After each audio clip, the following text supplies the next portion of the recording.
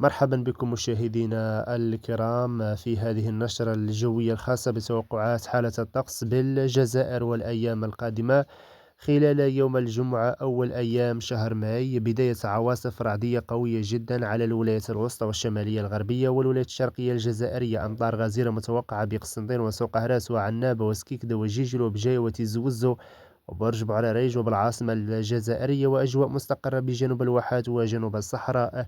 استمرار أمطار وعواصف رعدية ببوسعادة بريكة المسيلة بسكرة باتنا خنشلة المدية زوزو تبسة وسوق هراس وجيجل وبجاية وولاية الطارف.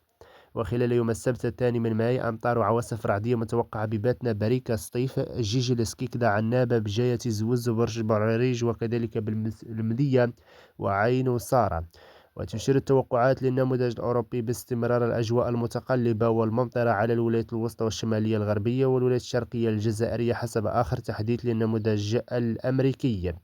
خلال يوم الأحد الثالث من ماي أمطار وعواصف رعدية قوية جدا على التيارات بالعاصمة الجزائرية ببجاية قسنطينة تبسة وخنشلة وباتنا وبسكرة وترمسان ومعسكر وغليزان وعين دفلة وتبازو بالعاصمة الجزائرية. وخلال يوم الثلاثاء الخامس من ماي ويوم الأربعاء السادس من ماي أمطار وعواصف رعدية على الولايات الغربية الجزائرية وأجواء مستقرة بجنوب الواحات وجنوب الصحراء.